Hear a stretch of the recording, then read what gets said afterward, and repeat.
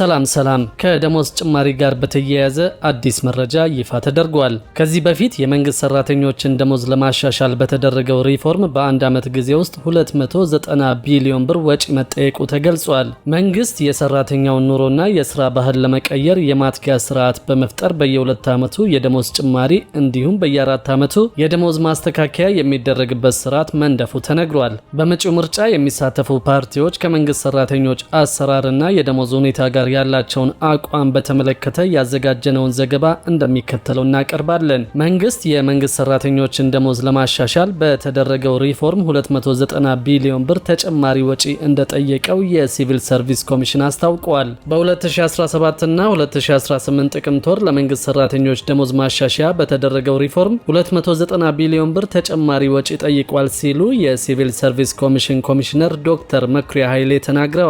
ኮሚሽነሩ ይህንን የገለጹት መልካም አስተዳደር ለአፍሪካ የአፍሪካ ቀንድ ድርጅት ሰባተኛውን ጠቅላላ ምርጫ አስመልክቶ በሲቪል ሰርቪስ አገልግሎት አሰጣጥ ዙሪያ ከፓርቲዎች ጋር ባካሄደው የውይይት መድረክ ላይ ነው። የመንግስት ሰራተኞች ህይወትን ለማሻሻል መንግስት ባደረገው የሪፎርም ለውጥ ከፍተኛ በጀት ማውጣቱን ገልጿል። በ2017 ዓ.ም በተደረገው የደሞዝ ጭማሪ 90 ቢሊዮን ብር ተጨማሪ በጀት የጠየቀ ሲሆን በ2018 ዓ.ም መስከረም ወር ላይ ደግሞ ከነበረው በጀት ውጪ 200 ቢሊዮን ብር ተጨማሪ በጀት እንደጠየቀ ኮሚሽነሩ ተናግረዋል። የብቃት ክፍተት የሁሉንም አካላት ርብርብ፣ ቅንጅት፣ መተባበርና የመንግስት ሰራተኛውን መሰጠት የሚጠይቅ ጉዳይ መሆኑን ኮሚሽነሩ ዶክተር መኩሪያ ኃይሌ ተናግረዋል። የመንግስት ሰራተኞች የስራ ባህል መቀየር አለበት ያሉት ኮሚሽነሩ ዓላማ ያለው አገር የመገንባት ትልምን የያዘና ሁሉንም የማገልገል ባህል መፍጠርን የሚጠይቅ ነገር ግን ፈታኝ ጉዳይ መሆኑን ገልጸዋል። የመንግስት ሰራተኞችን ደሞዝ ማሻሻል የመንግስት የመክፈል አቅም ከአጠቃላይ የአገር እድገት ጋር የሚለወጥ መሆኑን ተናግረዋል።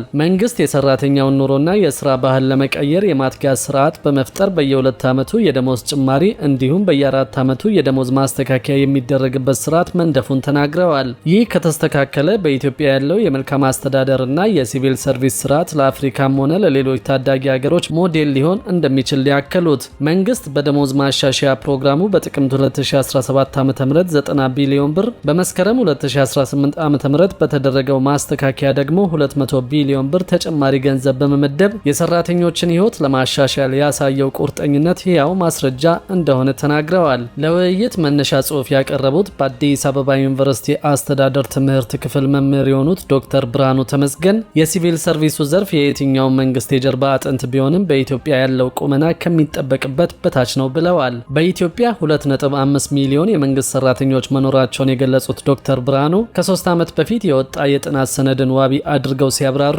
በሲቪል ሰርቪሱ ከአጠቃላይ ሰራተኞች 38 በመቶ የመጀመሪያ ዲግሪ፣ 57 በመቶ የኮሌጅ ዲግሪ እና ከዚያ በታች የትምህርት ደረጃ እንዳላቸው ገልጸዋል። በሲቪል ሰርቪስ ውስጥ አነስተኛ ደሞዝ መከፈሉና በቂ ጥቅማ ጥቅም አለመኖር ከፍተኛ የሰራተኞች ፍልሰት ከመፍጠሩም በላይ አቅም ያላቸው ባለሙያዎችን ይዞ ለማቆየት አስቸጋሪ እንዳደረገው አስረድተዋል። በተጨማሪም የሰራተኞች የትምህርት ደረጃም ሲታይ ሲቪል ሰርቪሱ የተማረ የሰው ኃይል የሚስብ እንዳልሆነ ማሳያ መሆኑን ጠቁመዋል። የዓለም ባንክን ጥናት ጠቅሰው ሲያብራሩ የመንግስት ሰራተኞች መልካም አስተዳደርን ለማስፈን በሚረዱ አመለካከቶች በተለይም ሙስናን በመዋጋት በህግ የበላይነት፣ በተጠያቂነት፣ በፖለቲካ አለመረጋጋት ረገድ የሚጫወቱት ሚና ከ50 በመቶ በታች መሆኑን ገልጸዋል።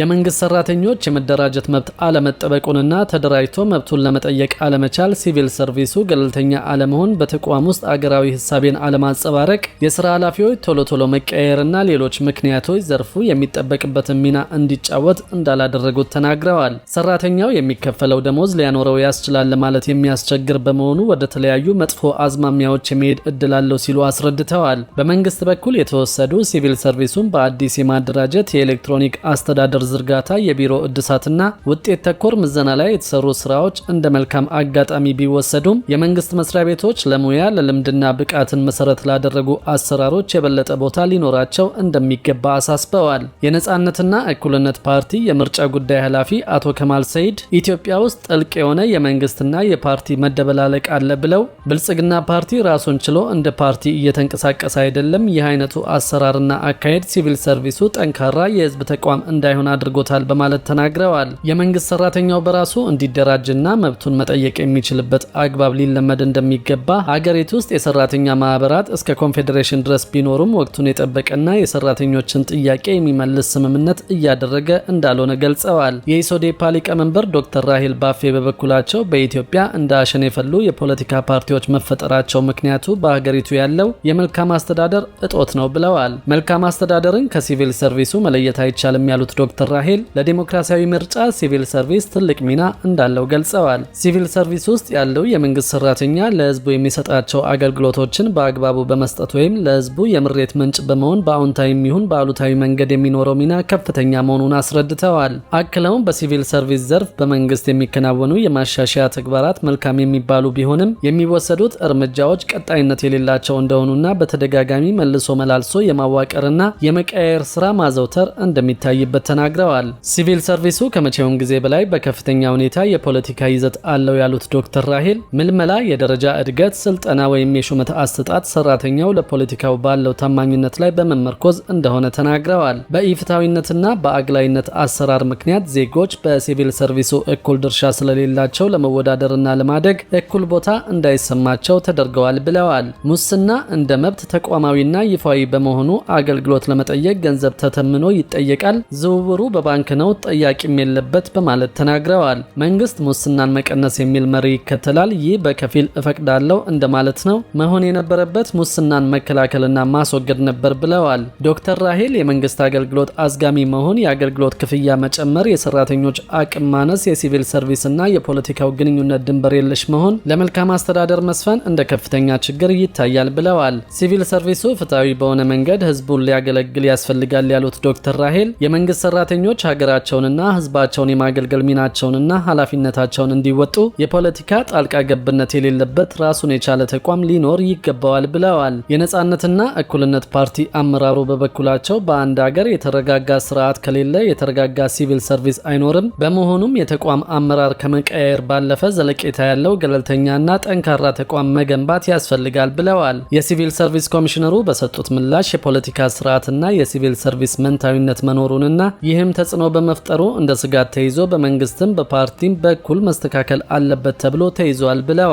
ነጻ ገለልተኛና ጠንካራ ተቋም በመፍጠር ዘመን ተሻጋሪ ስርዓት የመገንባት መንግስታዊ አቋም ሆኖ በአዋጅ መደንገጉን አስረድተዋል። በሲቪል ሰርቪስ ውስጥ ምስለ ተገልጋይ በተሰኘ ሚስጥራዊ የክትትል ስርዓት የተቋማት ውስጥ ሙስናን የተመለከተ ደንበኛን አለማክበርና አገልግሎት አሰጣጥ ላይ ያሉ አጠቃላይ ሁኔታዎችን ተጨባጭ የሆነ ለውጥ ለማምጣት ክትትል እየተደረገ እንደሆነ አስረድተዋል። ኮሚሽነሩ ከመድረኩ በተገኙ የፖለቲካ ፓርቲዎችና ሌሎች ተሳታፊዎች የተነሱ የተወሰኑ ሀሳቦችን አስመልክተው ሲመልሱ አንዳንድ ይሆናል የሚሉ ሀሳቦች ተጫጭነውና እንደዚህ ሊሆን ይችላል እንደዚህ ነው በሚል በርቀት የመገንዘብ አይነት ስጋት መኖሩን ተናግረው ይህ የዜግነት ስጋት ቢሆንም ከመረጃ ክፍተት የመጣ እንደሆነ ተናግረዋል።